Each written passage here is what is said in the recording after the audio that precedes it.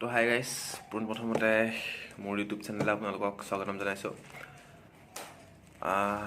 কিছুমান কথা নকওঁ বুলি ভাবিলেও ক'ব লগা হয়, কাৰণ যিবোৰ কথা মানে আমাৰ মনত বহুত বেছি দুখ দিয়ে। আমি জানো যে আজি দুমাহ ধৰি, প্ৰায় দুমাহৰ উচাচি হ'ব হ'ল, আজি দুমাহ ধৰি আমাৰ মাজৰ পৰা আমাৰ প্ৰাণৰ শিল্পী, যাক গোটেই অসমেই ভাল পাইছিল, মৰম কৰিছিল, যাৰ অবিহনে সংগীত জগতৰ ক্ষেত্ৰখন আধৰুৱা হৈ ৰয়, সেই মানুহজনৰ এখন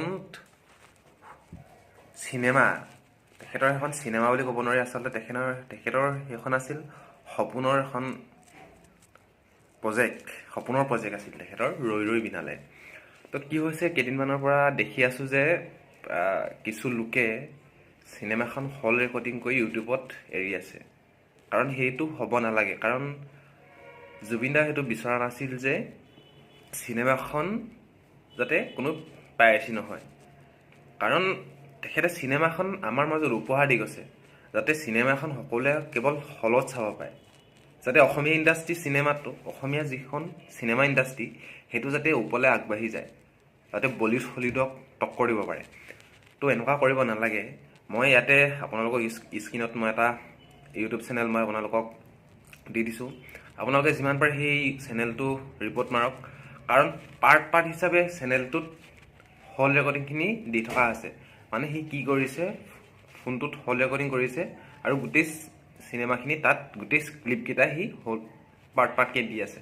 এইটো বেয়া হৈছে, কাৰণ এইটো পাইৰেচি হ'ব নালাগে। কাৰণ জুবিন দাই পাইৰেচিৰ বিৰোধিতা কৰিছিল মানে, আৰু মই ভাবোঁ এইখিনি হ'ব নালাগে। কাৰণ এইখিনি আমাৰ অসমৰ ৰাইজৰ, কোনোবাখিনিত অসমৰ ৰাইজে দুখ পাব মানে, তো আপোনালোকে নাপাব পাৰে, কিন্তু অসমৰ ৰাইজৰ কোনোবাখিনিত তেখেতৰ লগত অন্তৰাত্মাৰ লগত সম্পৰ্ক আছে, কানেক্ট আছে। তো এইটো কৰিব নালাগে। আপোনালোকে যদি ভিডিঅ'টো চাই আছে, তেতিয়াহ'লে প্লিজ সেই পাৰ্টকেইটা ডিলিট কৰি দিয়ক, নতুবা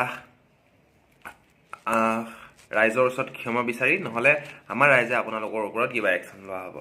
তো কোনো পাইৰেচি আৰু হ'ব নালাগে। যদিও চিনেমাখন চাইছে চাওক, হলত চাওক, ঘৰৰ সকলোকে দেখাওক, কাৰণ সেই চিনেমাখন আমাৰ জুবিনদাৰ শেষৰখন চিনেমা, আৰু জুবিনদাৰ সপোনৰ আছিলে চিনেমাখন। তো মই বিচাৰোঁ চিনেমাখন আৰু কোনো যাতে পাইৰেচি হ'ব নালাগে, কাৰণ তেখেতৰ এইটো সপোনেই আছিল যাতে, আৰু তেখেতক আমি অসমৰ ৰাইজে ইমান বেছি ভাল পায়, আমি ভাল পোৱা মানুহজনৰ লগত আমি এনেকুৱা ধৰণৰ কোনো কাম কৰিব নোৱাৰোঁ। সেইকাৰণে মই কৈছোঁ